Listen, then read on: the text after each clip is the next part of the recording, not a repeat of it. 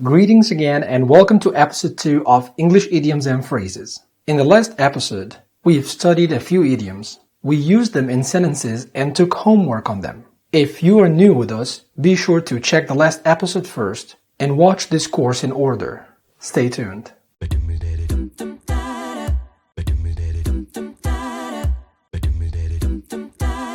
Greetings people of the internet, this is your host Ibrahim and you're watching English Bee. First things first, let's see the answer of the last episode's homework. 1. B. I can't believe you. When will you learn to bite your tongue? 2. B. Well, unless we gang up on him. It was very nice to see in the comments that the vast majority of you guys have answered the homework accurately. Hopefully you can repeat that today as well. Alright, let's see what we have today. This word, clumsy, is an adjective. If you describe a person or an animal as clumsy, you're saying they can't move easily. Maybe every time they try to move, they fall. Like, for example, this panda. This is a clumsy panda. Why is the panda clumsy? Look at it. The second the zookeeper lets go of it, it immediately falls. It can't walk easily. It is not sick or anything. It is just clumsy. It's a clumsy panda. Same thing here. This penguin. It's a little clumsy, isn't it? It should be easy for penguins to walk on ice, but this little one can't handle it well. Clumsy penguin. Speaking of handling things, if someone can't handle something very well, we can also call them clumsy. For example, this clumsy person wants to eat popcorn and drink soda at the same time. An easy task, right? Not for a clumsy person like our friend. Same thing again here. I've got no clue what this clumsy man is trying to accomplish, but he surely managed to create a mess. I have got no clue what this clumsy man is trying to accomplish, but he surely managed to create a mess. Sometimes you'll have a person who makes very silly mistakes because they are not careful enough. Check out this guy. He's answering the phone. Everything is fine. He's got a bowl of Cheetos on the armchair. Life is good. The call ended. He needs to hang up. Man, that was a clumsy move. When someone is clumsy like that, especially with their hands, we say, all thumbs. All thumbs is an idiom that describes people who can't handle things very well, especially with their hands. Imagine someone having 5 thumbs in one hand. All his fingers are thumbs. It must be very difficult for them to pick up, hold, or handle things with their hands, right? That's the reason we call a clumsy person all thumbs. For example, if someone said to me, "Do you play the piano?" I might respond and say, "Do I play the piano? Are you serious? I'm all thumbs." Do I play the piano? Are you serious? I'm all thumbs. It means I can't handle that task. Maybe I want to hit this key, but I'll hit that key, or maybe I'll hit 2 keys together. It's like I have all thumbs in my hands. I can't handle it. Another example. Jane used to be a waitress here, but since she's all thumbs, we had to let her go. Jane used to be a waitress here, but since she's all thumbs, we had to let her go. If a waitress is all thumbs, maybe she drops food on people, maybe she breaks some dishes. She managed to create a mess because she's all thumbs. Okay, moving on. Do you know the difference between tight and loose? If you look at this knot, you can say it is tight. That is a tight knot. But is this a tight knot? No, it isn't. It's loose. Loose is the opposite of tight. If you look at the end of this rope, it's not tied to anything. If the end is not tied to anything, is not attached to anything else, you can also say it is loose. It's a loose end. Loose end, not connected to any other thing, not attached. Okay, there's an idiom that says to be at a loose end. Can you guess the meaning of it? If I say Jack is at a loose end, what do I mean here? I'll give you 5 seconds to guess before I tell you. Feel free to stop the video and give yourself a longer time.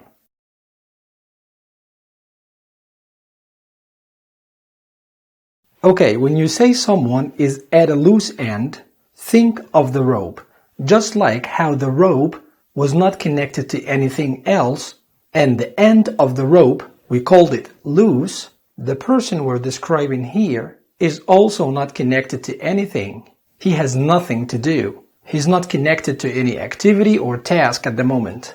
So if I say Jack is at a loose end, that means Jack is very bored because he's got nothing to do and there's nothing that he wants to do. So he has nothing to do now and he can't think of anything to do. So he's at a loose end, not connected to anything.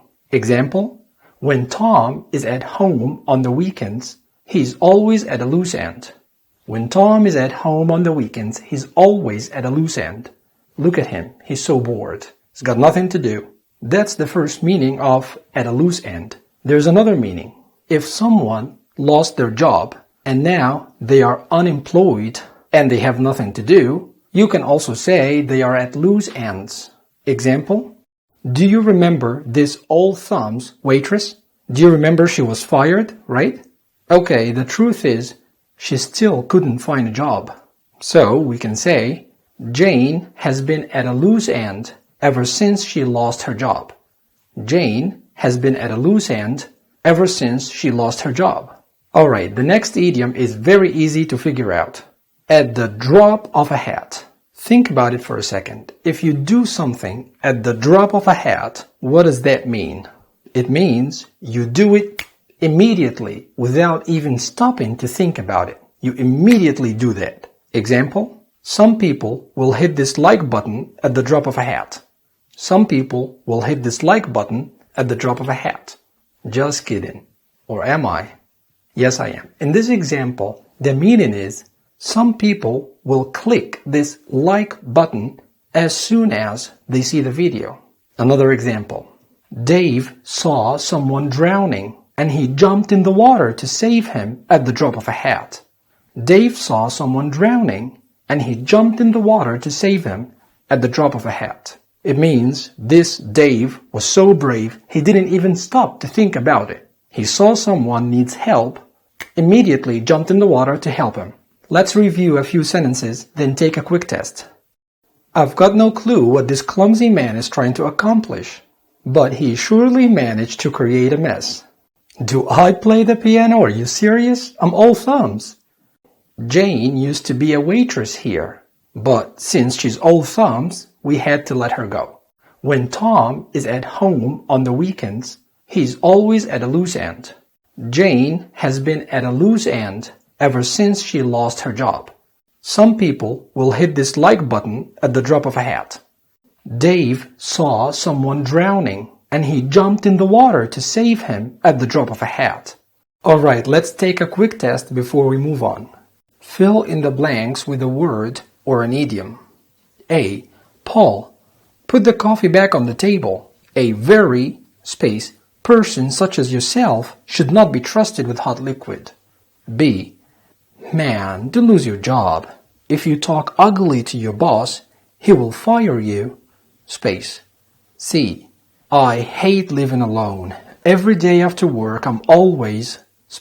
There's nothing to do. You have 20 seconds before I show you the answer. Feel free to make it longer if you wanted to.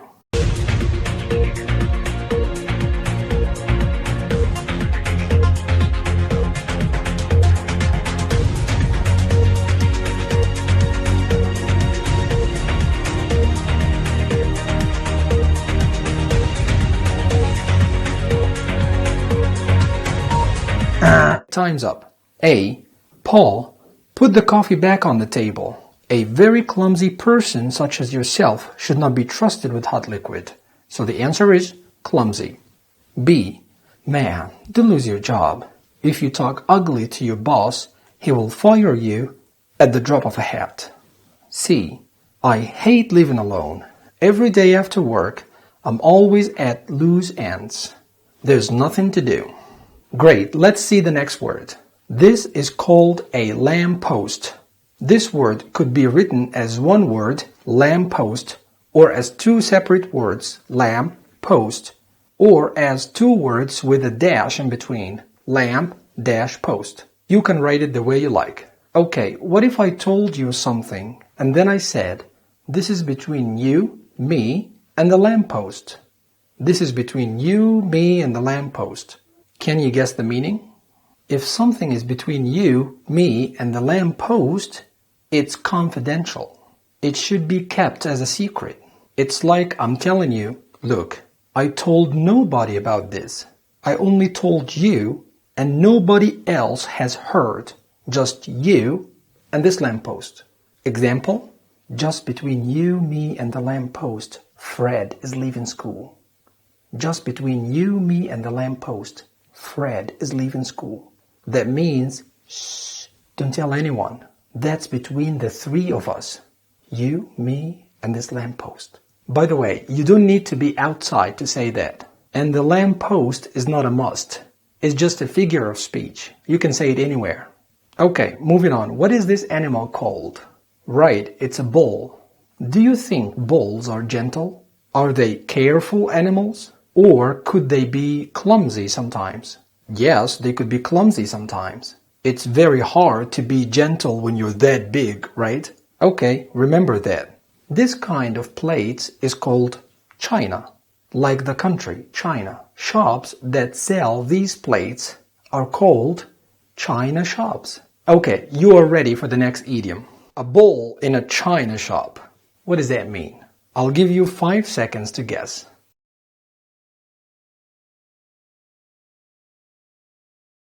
Alright, as we know, bulls are big. It's hard for them to be careful. While china plates are very fine and easy to break. If someone is very clumsy around breakable things, we call them a bull in a china shop because we are certain that there will be some damage.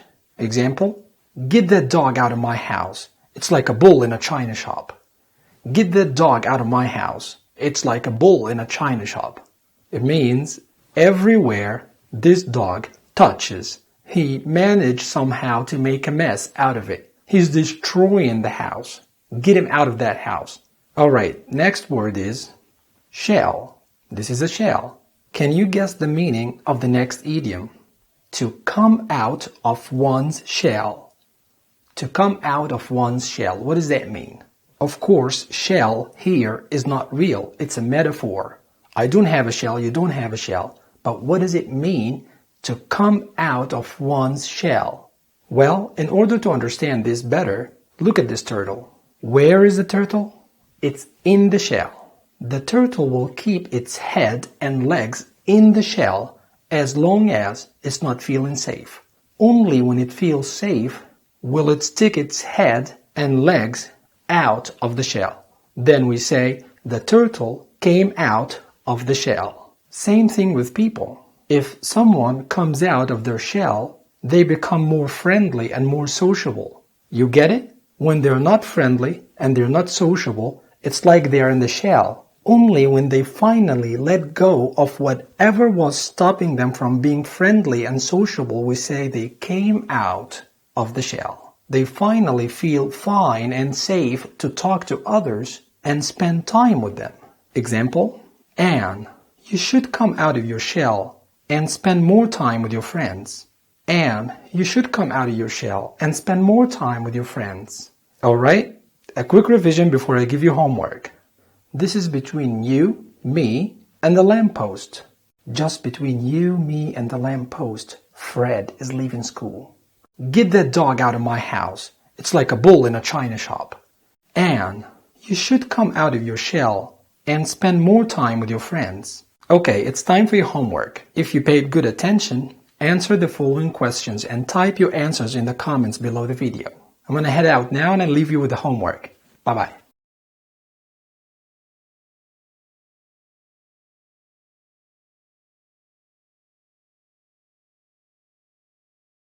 Ba-dum-ba-da-dum-dum-da.